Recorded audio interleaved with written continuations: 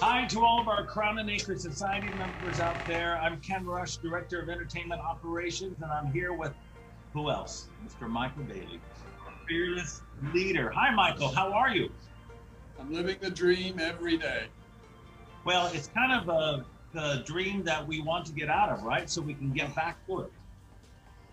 I think everybody would agree this is no dream. This is really a nightmare that just seems to keep on going. But I think we're all super looking forward to this ending. I can't wait. Yes, absolutely. Well, today we thought we would focus on something we did, and I've done it funny enough on purpose, wore this shirt. We did it when we did our 50 years Bold Cruise, where we actually set up in a lounge in the theater. Although those tables, remember, Michael, and everybody brought in some memorabilia, and we were able to look at it. Well, we understand that a lot of people have been mailing in, or actually not mailing in, but emailing pictures, of course, of some of their memorabilia, and they thought that we should take a look at it on today's event. So you were ready to look at some of these great things? I'm ready. Okay, let's take a look. Let's go to our very first item. I think this is a menu, Michael. Do you remember these from, I believe it was from the Song of Norway, where we actually used to put the recipes of some of our dishes on there. Well, I'm checking it out with my eyeglasses here, and I think that's the Song of Norway. For a minute, I thought it was, Song of Norway. And yeah, it's either the mini menus or the original menus. And if I remember, the office used to send on board the ships the shell, which was the good morning and the ship and everything and the logo. And then on board the ship, the printing purser used to have to use an old Gestetner manual machine to run through the menus every day.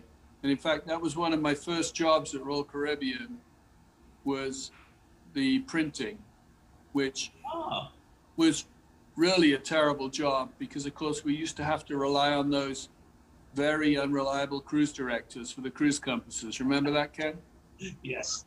Listen, back in the day, I used to have to type the cruise compass, if you remember. Yeah, there was no such thing. Oh, yeah, so the times have definitely changed. All right, let's take a look at another piece of, oh, great. I remember this. This was me being a cruise director. I don't know on what ship, but I believe it was Valentine's Day. That's why I had those boxers on. And I was doing the quest for those people who don't know what the quest is, and I can't imagine they don't by now. It's now called the Crazy Quest. It's a adult scavenger hunt. And at this point we said, we need your team number and a gentleman not wearing his pants. They just drop them to their ankles. So yeah, that was pretty fun. I had a great time. I miss my time at sea, but I love my time in Royal Caribbean too, at the shore side as well. Well, I'm not going to use my eyeglass to inspect this picture, but please don't. You should try this routine in the office when we get back, Ken. I think it would go down very well. Yeah, that would be fun. We should do one, even out there in the parking lot, like we do other competitions. All right, let's take another one. Okay. Oh, the belly flop competition. I'm sure, like you, Ken, on any single ship I've ever been on a sea day with that beautiful blue sky, a couple of pina coladas, 3 o'clock in the afternoon, everybody's got that sun, the Calypso band's playing. There's nothing funnier than watching all of these characters make complete fools of themselves in a belly flop contest. And what always I've loved about belly flop is how everybody comes together not to take themselves seriously. And I've always thought it's just one of the greatest, funniest, fun activities we have on our ships. I think it's great. And these are the medals. This must have been. And well, I love that this guy actually, or maybe his spouse, his wife put this together for him, but they put it in an actual frame. He won 2 different competitions. Yeah. Congratulations, that's great. And I think it's fair to say, we've got to have some admiration for those bellies. I mean, there's some good looking bellies there. Funny enough, I've seen the guy with the biggest belly win, but I've also seen somebody with hardly any belly at all also win. So you really never know. Yeah. But that's what's great about it. Yeah. All right, let's take a look at the next one. Oh, ooh, gee, look at that. Michael, look at that one on the far left. That is our very beginning, right? Actually, it says it right here to the right. It says Song of Norway to the Anthem of the Seas. That they collected all of those cards all of those years. That's wonderful. I think the first boarding passes were paper. I'm not sure if that's paper. They used to be typed out. Yes, yes, I remember. But you can. That's an impressive collection, and you can see them through the ages. That's amazing. Hang on, wait a second. What? You checking the other one? 15 cruises. Yeah. Impressive. Like we say, it is fun to see how we changed our CPAS cards and the look of it, Yeah. Yeah. Really cool. Okay, next one. Ooh. Monarch of the Seas. Now, you worked that one, Michael, didn't you? No, you left it. When did you leave ships? What was the last ship you worked on before you started your career on land? Majesty, but I brought Monarch of the Seas out from Saint-Nazaire, France. It was in, I'm going to say 91, 92, 90, I can't remember exactly, but oh my God, that was like 30 years ago. And we brought the ship from Saint-Nazaire, France. And we had a fantastic time bringing that ship out. That was a beautiful class of ships, the Sovereign class. I know. Beautiful. I loved them. Yeah. I spent a few years working on Majesty, Monarch, and Sovereign. And remember on Sovereign, they had that huge clock, that architectural piece in the centrum, and it never worked. Right. I know. And when we did the revitalization of the Sovereign many, many years later, I was on for that, and they tried to get that clock to work again, and it still never did. They're always flying out the guy who built it. I remember, I think he was Swedish, Finnish or something, and he'd be there for hours and hours every day. And I remember going up to him one time and saying, "Do you think you'll ever get this clock fixed?" And he kind of looked at me and he said, "No." Well, look how funny is that? Look at this next picture. It is, in fact, the clock. That is the clock, yeah. Oh, that's great. That never told the time correctly. And so many people ran their day from that clock. I remember at the purser's desk, people used to come up and say, "That clock's wrong." And it happened every single day for years. It was a great looking clock. A lot of people took a lot of pictures in front of that, I remember. Yeah, it was a beautiful clock, yeah. Yeah. Just could never tell the time. It's an art piece. Yeah, exactly. Okay, Let's go to the next one. Michael, there you are. Oh my God. So what position are you in this picture? What was your title? I think I was a chief purser, and I don't know what ship that was. I think it may have been the Nordic Prince, and all of those guys. Let me see. No, everybody. I think I'm the only one left at Royal Caribbean out of everybody here. But I would say over half of the folks on here are my Facebook friends today. So hopefully, if this goes on my Facebook page, they'll have a good laugh when they see this. Wow. Michael, it's funny. A lot of people wonder what happened to that title of chief purser. But am I right in saying the chief purser really turned into two positions, a guest services / guest relations manager and a financial controller? You used to do both of those jobs, right? The chief purser did? Well, it used to be 3 jobs. It was all of the crewing, which became human resources. It was all of the finance, payroll, cash, all that jazz, the finance stuff, all of the guest services, and then of course all of the logistics, immigration, clearance, and it was really a great job. I loved that job, actually. I did that job for, 5 years. And you interacted with everybody. It was kind of like being the intelligence center of the operation. It was great. But I guess we can understand why it split into those 3 or 4 different positions then, because as we grew, there was just no way one person could do it all. That's right. Yeah. Wow. What a great people. Ooh. Oh, now, Michael, these are the beautiful glass cubes that get given to who? Pinnacle members, or is it Diamond Plus? I forget. I think this is Pinnacle, but I can't remember either, actually. I think it may be Pinnacle. They're very nice. That's right, yeah. And they're really quite attractive. And of course, they're a collector's item. And I believe this person got almost every one of our ships. 20 I count on the screen here right now. Maybe on some of them, we never even made them before. So that's very impressive. I think that's right. I don't think we started doing this probably, it may have been about 15 years ago or so. I'm not sure. But yeah, maybe we didn't. I'm pretty sure we didn't do this in the beginning years. So maybe we should think about making them for the original ships.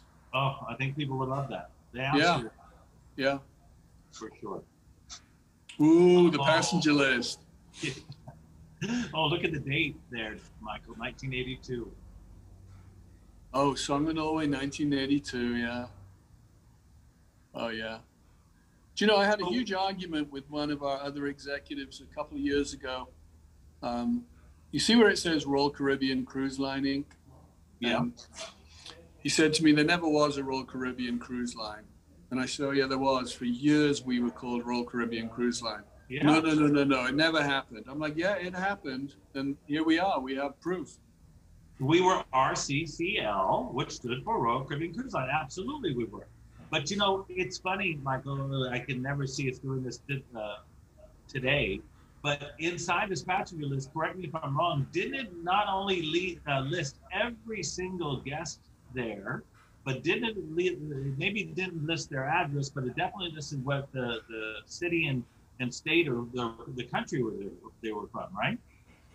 Yeah, every single guest and city, state, and country, and we printed those on board. I used to do that at some point, and then the first page was the captain and the senior officers of the ship, and then the itinerary, and the captain always signed inside the first page, and they were very popular. I mean, they really were liked.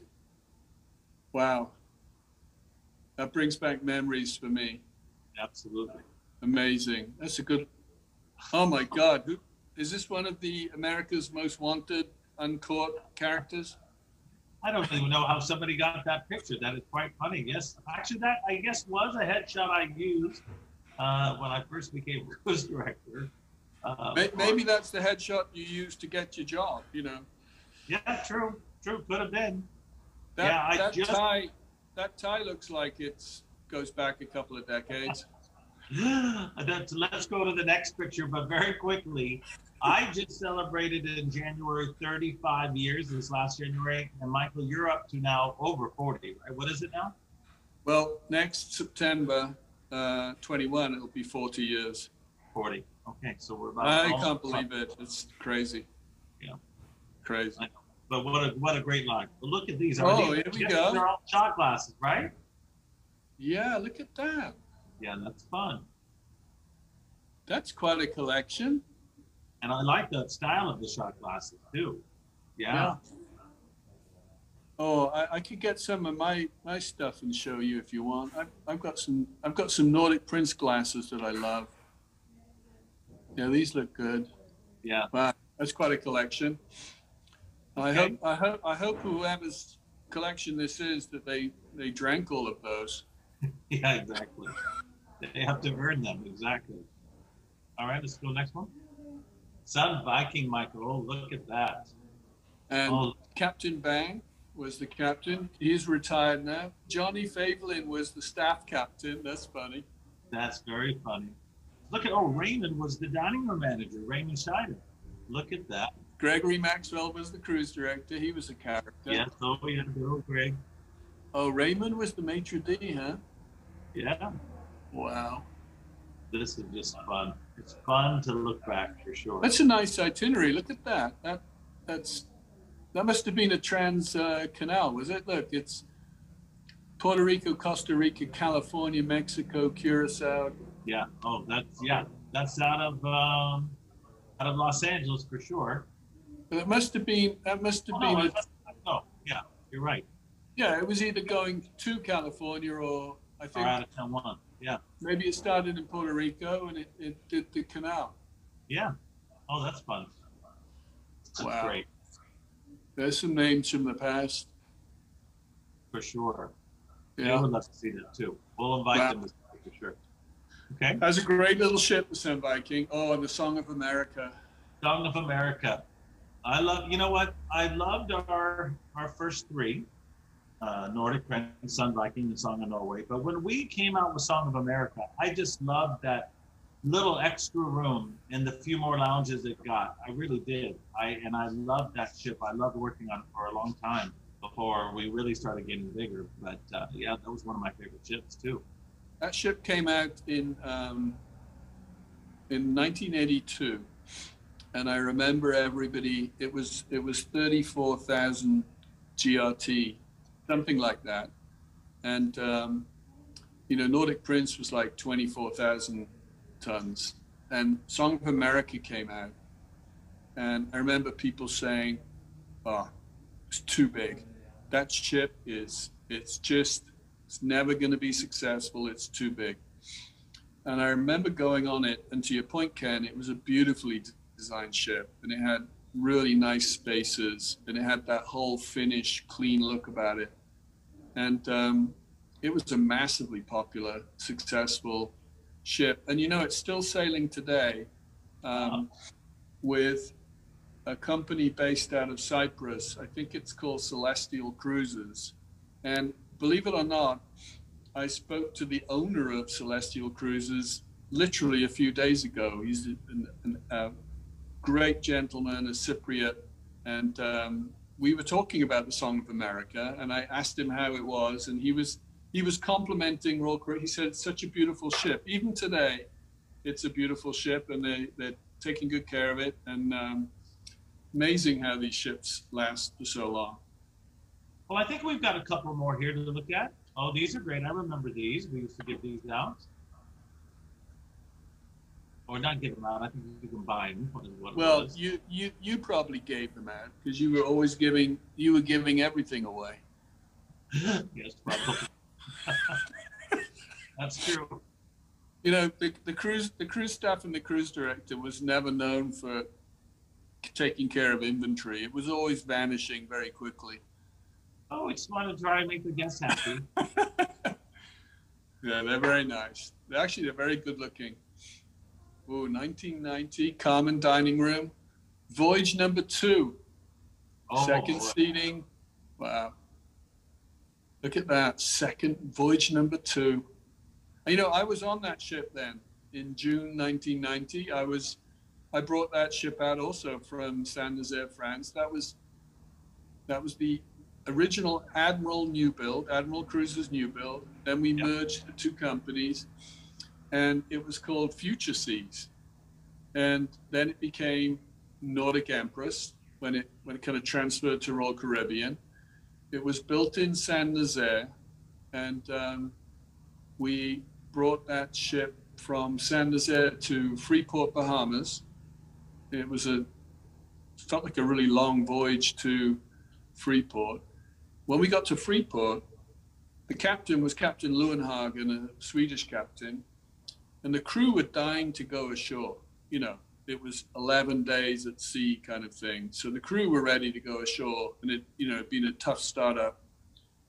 And, but instead we had a mandatory drill at like 9 o'clock in the evening in Freeport. And I was the lifeboat commander, and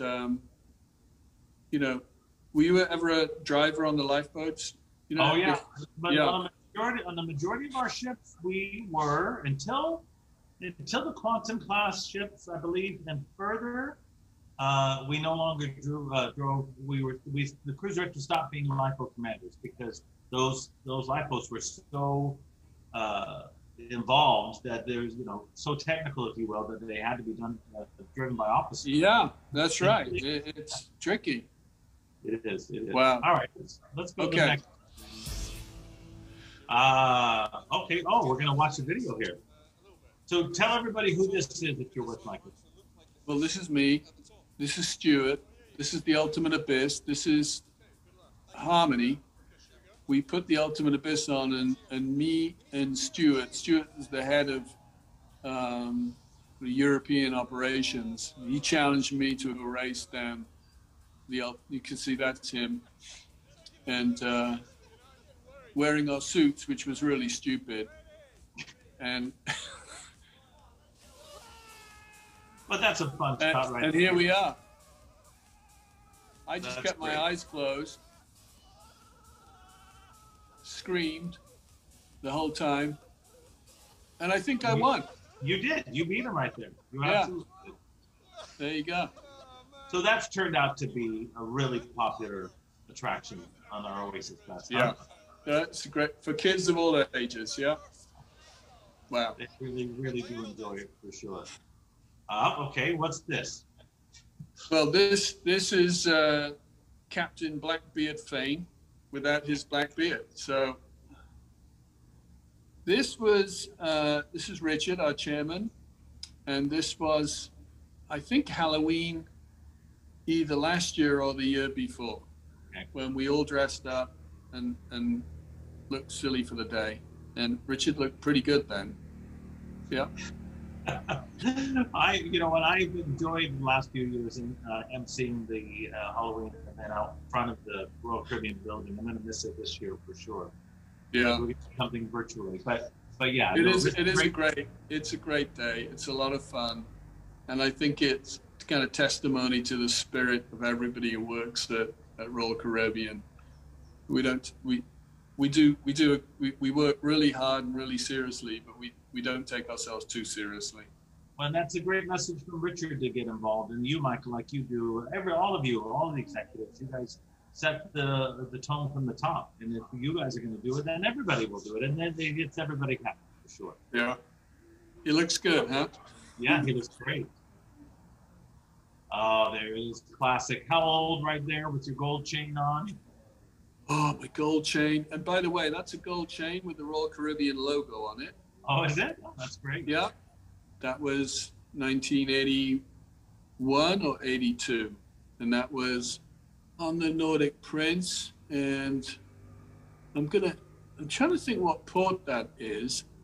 I'm going to say it may have been La Guaira, Venezuela, but I have no clue. It's somewhere where they've got some mountains. It could be St. Thomas. It kind of looked like St. Thomas. Now, how old were you there? Were you the chief purser then, or were you an assistant purser at this point, or? No, that was way back at the beginning. So it must have been 81 or 82, and I was an assistant purser on the front desk. And wow, that was super fun times. So, Michael, you were saying earlier that you actually have some things around your house that you really love, some great memorabilia. Can you show a couple things to us right now? Yes, I can actually. Hang on, let me figure out my camera thing. Okay, let me see. So here, you may not, you probably remember these, Ken, the souvenir map. I love those, yes. So this one is pre-Song of America. This is Nordic Prince, Sun Viking, Song of Norway. And I had it framed. And for those of you who don't know, every single guest at the end of every single cruise had delivered to their room a map of their itinerary. And again, they were really popular way back when. And I've always really enjoyed, I framed this one, and I love looking at that. It's really, really nice to look at it. Here is steel cutting from our latest and newest ship, Odyssey of the Seas. Right. Of course, we're all excited it's coming, and we'll be sailing out of Rome next summer. So that'll be very good. A pack of original Royal Caribbean playing cards. Perfect. Perfect. A Nordic Prince ashtray. Look at that. Do you remember They were when the we used ashtrays. to do ashtrays? Of course. Holy cow. They used to be in the rooms. Yeah. So an ashtray. Well, here are my Nordic Prince glasses, which I'm very proud of. These were our glasses way back when. And what else do I have? These are I call them doubloons with, on every single one is the name of each ship as we launched it. And I think after you've been with the company for 25 or 30 years, this is what's presented to you, which I think is really an incredible souvenir memento. Absolutely. This, I really don't know what it is, but this goes way back into the 70s. Those were the coasters. We used to give out these coasters. Yeah. Yeah. You put your drink on them. Yeah, that's wonderful. Royal Caribbean Cruise Line. And they're really heavy. They're made of like a metal. They're really nice. And finally, my last memento, because it was the first ship I ever worked on, is a beautiful engraving of the Nordic Prince that goes back to my very first contract and some very special memories. Well, Michael, you know what? This was great going down memory lane. I don't know about you, but I really enjoyed it. And as you said at the top of the call, you know, everybody is excited to come back, and we are going to come back. There's some hurdles that keep coming here and there, but we should never be discouraged. I'm not discouraged. You're not either, right?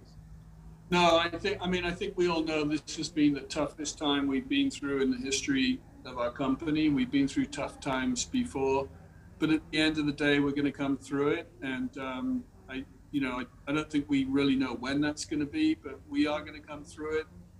And we'll be sailing again through the oceans around the world with people from everywhere having the best vacations and creating wonderful memories. And I don't think that's ever going to change. And I personally look forward to the return of Royal Caribbean and our beautiful ships and all of our incredible crew and all of our incredible guests having a phenomenal cruise.